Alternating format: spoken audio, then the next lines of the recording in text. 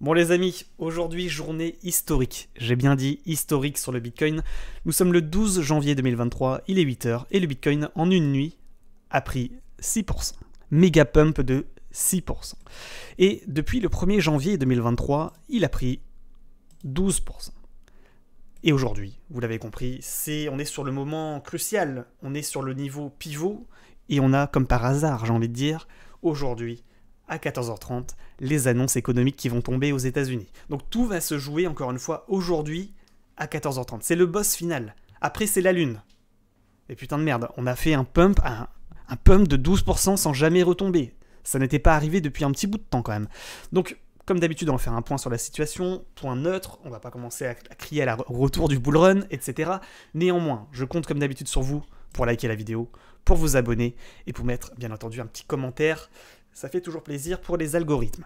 Et je vous rappelle également qu'il y a un lien, bien entendu, pour un concours Bybit si vous êtes intéressé pour gagner jusqu'à 1000 $. Pour l'un d'entre vous, le gagnant gagnera 1000 $, 96 inscrits, une chance par conséquent pour le moment sur 96 pour gagner ce petit concours. Bon, donc on reprend là où on était arrivé. Trendline ascendante, on n'est pas repassé au-dessus, mais quand même on s'en approche fortement. On rappelle, en vue mensuelle, on va faire un V-bottom pour essayer de réintégrer la trendline ascendante et repartir. En vue hebdo, c'est pas un V-top mais un double bottom, un V-bottom mais un double bottom, et vous voyez où est-ce qu'on est arrivé cette nuit, sur ligne de coup, du double bottom, tout pile. C'est-à-dire que c'est la dernière mèche sur laquelle, la dernière mèche, vous voyez, le dernier pump qu'on avait fait, sur lequel on avait méché, là, le 12, 18 400 $ environ. Ligne de coup d'un double bottom en vue hebdomadaire, niveau de retournement. Enfin, je veux dire, cette vue est très claire, elle est très nette. On a enfin touché le niveau. Niveau de cassure de trendline descendante, de cassure de trendline ascendante, de cassure du haut de canal descendant, etc., de cassure de ligne de coup du double bottom. Clairement, je peux pas faire plus. C'est le niveau de pivot de l'année. Donc là, maintenant, c'est là qu'il faut serrer les fesses pour les holders, ou sinon, c'est peut-être là qu'il faut prendre également ses profits, peut-être. Je ne sais pas. Dites-le moi en commentaire. Est-ce que vous allez tenir bon? Est-ce que vous allez attendre 14h30 devant votre ordinateur ou votre téléphone portable en train de vous dire, en train de prier et de vous dire j'espère que ça va passer? J'espère que ça va passer. Je vous rappelle, à chaque fois qu'on a touché ce niveau, on s'est fait rejeter. Et d'ailleurs, on va zoomer en vue journée. MM100, tac. C'est ça que je veux vous montrer encore une fois. C'est ce putain de niveau de rejet au-dessus duquel on n'arrive pas à repasser. C'est le niveau pivot, on le sait. La MM100 en vue journée, depuis le temps que je vous bassine, avec cette MM100, à chaque fois qu'on touche, c'est rejet, et c'est pas un rejet. À chaque fois qu'on touche, derrière, je veux pas faire flipper, mais c'est le crash. C'est crash,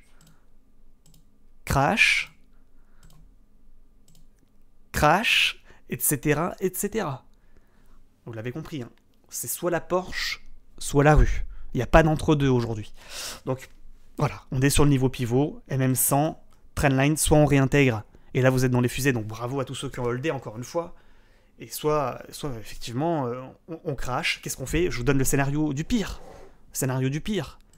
Mouvement en tronc baissier, canal ascendant, on casse le canal légèrement par le haut, comme ici, pour réintégrer, repasser sous la même 100, et là c'est terminus. Fin du game, fin de la récréation, retour à 14 600 $. Validation du drapeau ascendant, qui est une figure chartiste de continuation de la baisse, qui a pour objectif minimum la trendline descendante, voire dans le pire des scénarios, ce niveau.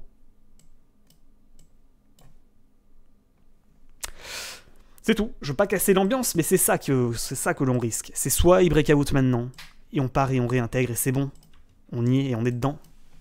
Et après, il n'y a plus qu'à laisser courir les profits. Soit c'est encore un dead cat bounce qui nous prépare, c'est-à-dire un faux retournement haussier pour mieux nous dump à la gueule et retomber, aller chercher un nouveau plus bas. Voilà, moi j'ai pas la réponse. Maintenant, c'est vous et votre chance. On est face au destin, malheureusement. Et voilà. Donc, bon, je regarde un petit peu en 4 heures où est-ce qu'on en était arrivé avec les tracés chartistes. Et vous voyez, on a cassé même le haut de canal, on a cassé la trendline descendante, on a touché juste le niveau.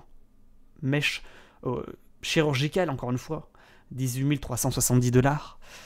Et pour le moment, on se fait rejeter, on reste entre les deux niveaux. J'ai envie de dire, de manière simpliste, que si on réintègre ici, c'est mort, environ à 17 900, et que si on break out ce niveau, mais surtout celui-là, ça commencera à sentir très bon.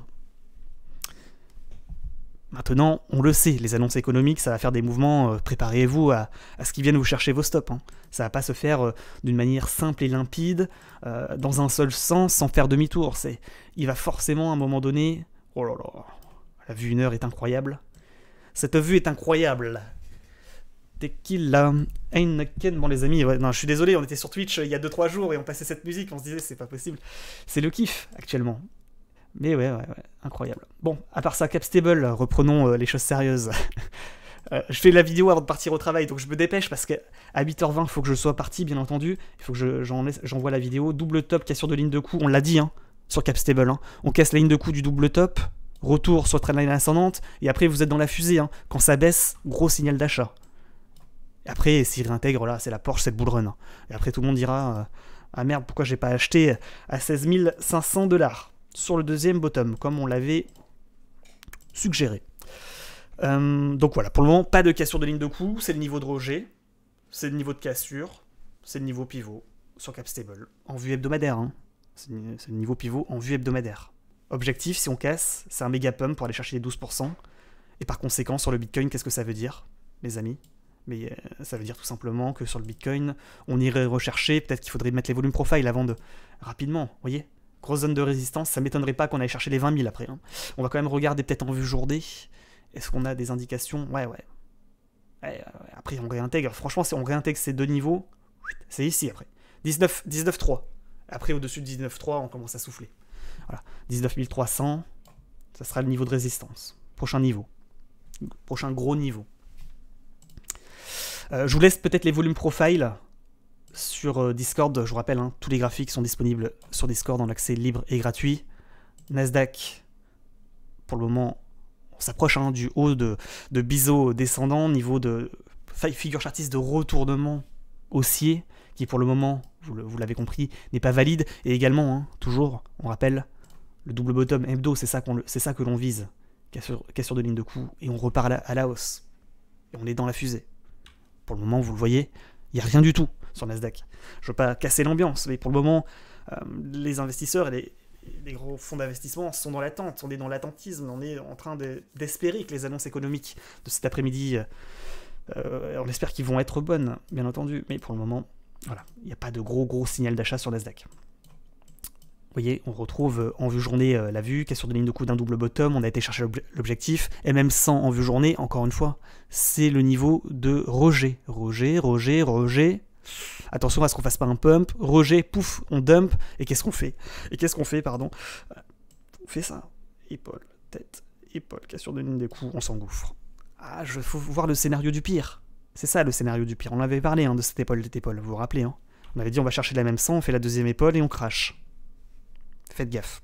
Maintenant, épaule tête épaule de continuation de la baisse, c'est pas fréquent. En général, bon, c'est pas très performant, mais voilà. Maintenant, il faut donner le scénario optimiste. Cassure de même 100, cassure de trendline descendante. On va chercher la ligne de coup du double bottom en vue hebdomadaire et on repart. Que deux possibilités. Hein. Il n'y en a que deux hein. Sur Nasdaq et sur Bitcoin, il n'y en a que deux. Soit on se fait rejeter et on dump, et c'était juste un dead cat bounce. Soit, effectivement, on reprend la hausse. Incroyable. Et dollar index, dollar qui casse son milieu de canal, qui tente, mais pour le moment, vous voyez, hein, dollar, c'est pareil. Hein. Là, c'est le risque. Hein.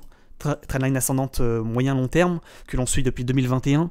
On arrive sur le niveau, c'est le niveau pivot de rebond. Hein. Donc faites gaffe. Hein.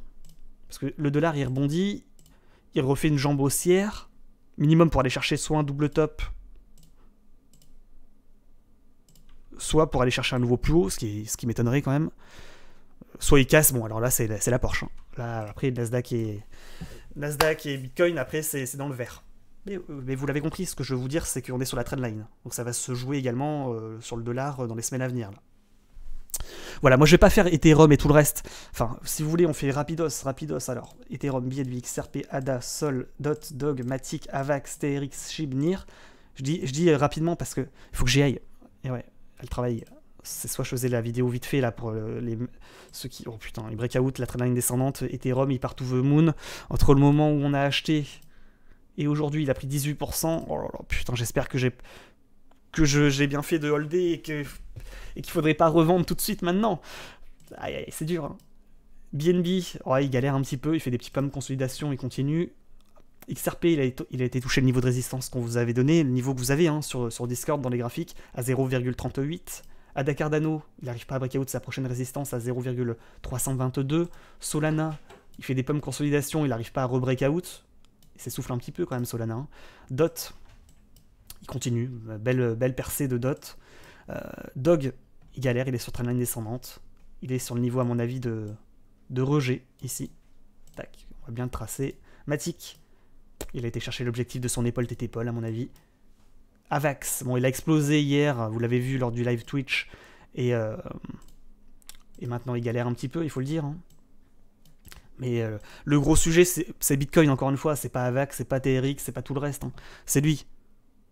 Soit il se fait rejeter et dump, et là vous serez dans le rouge et vous perdrez tout le profit que vous avez pris ces dernières semaines. Il y a un risque réel de crash, soit effectivement il confirme, et là c'est la Porsche pour tout le monde. Pas certain qu'ils aient envie de nous enrichir aussi facilement, mais peut-être que beaucoup ont loupé la fusée et que c'est peut-être le moment ou jamais de partir sans eux. TRX, il est sur la MM100 en journée, il se fait rejeter, il était sur l'objectif, il a fait une belle percée encore une fois.